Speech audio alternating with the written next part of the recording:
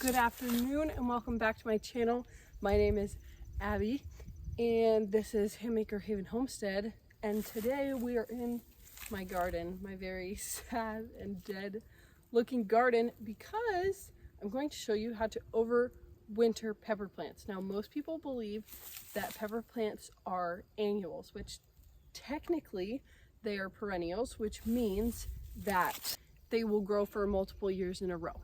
Now, the issue with peppers is that they cannot withstand the heat of my climate. I'm in, I think 5B, up here in upstate New York, and so these will die off in the winter. Now, you might be wondering, Abigail, why are there no leaves on it? Because a bear ripped back our fence and deer came in here and ate all of the leaves. Thankfully, I was able to get most of the final fruits off of these, but that is why they have no leaves on them, which kind of makes my life easier. So we will just get right into it. Now, there are a few steps. Number one, I came down here earlier, and if you can see behind me there's a couple different stacks of them here, but I took the tomato cages off my peppers. Now, these tomato cages are really nice. This one here won't close all the way, so there's something wrong with it. I don't know what's wrong with it. Anyways, these tomato cages, minus this one, are super nice. They are square tomato cages. And what I like about them is that they just fold right up and you can stack them like this. They do not take up a lot of space. And then whenever you go to put them together, you just gotta, kind of hook them in like this. To put them together, I would suggest to do that before your plants get too big. I made that mistake with these peppers and I decided to put them in too late. And it was a total pain to get the tomato cages on, but it worked out fine. So I'm gonna come through here and put those tomato cages in the shed just to make sure that they last longer. So now we have our tomato cages off, and the next step is super sad. But you have to cut off everything. Now, for me, it would be more sad if there were still peppers and leaves on here, and there are not. So it is less sad. But I'm just going to show you one, and then it will go for all of them. Now, I'm not keeping all of these peppers, all these pepper plants. I don't have room. Also, my beds were super overcrowded. Like, I probably should have done half the amount that I did in here, and I honestly would have gotten more peppers out of it. So you live and you learn. But I'm going to show you on this pepper plant right over here. Now, this plant right here is a jalapeno. And if you see, most of the plants, not all of them, most of them have one single stem that comes up, and usually they have a Y like this.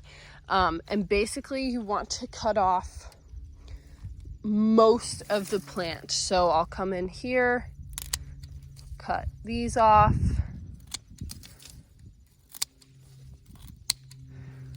So you literally just want, let's see, we'll get these out of here. So you only want that one little Y shape. So I'm even gonna cut these back. So that is going to force the plant to sort of go into dormancy. It will kind of scab over and go dormant for the winter months until you come back out and you start giving it a lot of sunlight and all of those things. Now, I'm not an expert on this by any means. I've seen some people who they will give their pepper plants fertilizer like once they repot them. I'm not sure if I'm going to do that. Just know there's plenty of videos out there of people who overwinter their peppers who know more than I do. So I'm going to then dig up the plant. I'm going to dig a little bit wider just to see how big the root ball is. I might end up cutting off some of the root ball, and that's fine. But you don't want to take all of the roots away from it, or that would, kill the plant. So I'm going to dig this up, put it into a pot, and then after that, I have a room that I'm going to be putting these pepper plants into. There's a wasp flying around my face. You want to keep the pots in a somewhat cold room, but not super cold. I will have to find what temperature is best. And then you water them like normal, because they are not, they will die if you just don't water them over the winter. But you are trying to prohibit new growth until the spring. Now, some people would say, well, why are you going to do this? This seems like a waste. Why wouldn't you just plant new seeds or get new plants in the spring? Now, if you've ever grown pepper plants, you will know that they take forever. I planted these pepper plants in either January or February, and they did not start producing till late July, beginning of August. It might have actually been later than that. So it takes a really long time for them to get to a point where they are producing fruit. And so by doing this in the spring, you're giving them a head start almost. So when they grow new leaves in the spring, they will be ready to just take off. And this might not work. I'm not saying that it's totally going to work. I've seen many people do it, and I hope that it works, but it might not work, and it might be a total fail. And I will tell you guys if that's the case. But I'm really hoping that that is not the case. I believe I'm going to keep I'm just going to keep one plant of each variety. Maybe two for my California Wonder Peppers, but I'm not totally positive. So I will walk you through really quick the varieties that I have here. So with the hot peppers, a little disclaimer. I have no idea what happened, but something happened in planting, or I really don't know how. The only thing that I've thought of that could have been the cause is that the seed company gave me the wrong seeds. So I thought that these two plants here were cayenne, long slim cayenne, and these two plants here were paprika, which should have been like 5 or 6 inches, I guess. And these two cayenne plants looked exactly the same. The fruit looked exactly the same. But for these two, this plant back here had like 5 to 6 inch long fruit, red fruit. And this plant, this one isn't gonna turn, so I'm just gonna pull it off. This plant had like 2 to 3 inch long fruit. And I am only using these for spices, so I'm not gonna be stupid and eat this. So I don't know what kind of fruit it is, or what kind of pepper it is. So I planted chili peppers, paprika peppers, and cayenne. And I didn't think that any of the chili peppers took, and I didn't label that any of them took. So the only thing that I'm thinking is that maybe the paprika seeds were like one of them was the wrong seed, which wouldn't be surprising. It was like a sketchy company that I bought it off Amazon, but I'm not sure. So I believe cayenne, paprika, and then a mystery pepper. And then I have 2 jalapeno pepper plants, and then I have like 5 or 6 California Wonder plants, and then over there I have a carnival blend, which is basically a blend of like 5 or 6 different colored bell peppers. And then I had a couple what are called sweet twister peppers and a couple enjoya peppers. So the sweet twister and the sweet twister peppers did really well. I don't think any of them turned just because I got it in late, but they had a lot of fruit on them. And the enjoya peppers are supposed to be like I think it was an orange red or like yellow red, like zebra pattern on it. It was pretty cool. And none of those came, or none of them turned. So I'm not exactly sure which ones are the enjoya peppers. But I will save at least 1, if not 2 of the sweet twisters. I have a couple other bell peppers that did really well that I'm going to save. But right now I'm just going to dig this up and pot it up, and I have some extra potting soil that I will put in with it.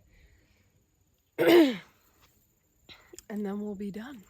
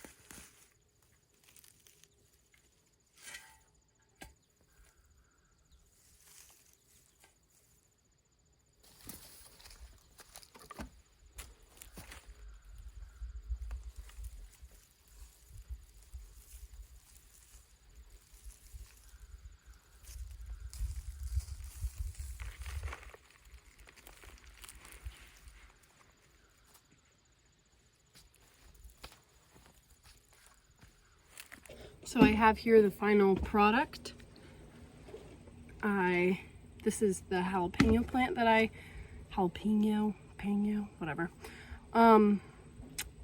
plant that I dug up, and I have 9 more plants over here. Most of them I only dug up 1 plant, but some of them I got 2. Little life hack for you. Right now, soil, specifically at Tractor Supply, which is where I got this, but probably other places, the soil that I got was 50% off. Now, they suggest that you use indoor soil whenever you're overwintering inside. I don't really care. So, yeah, I got 4 cubic feet for like $30, which is actually pretty good.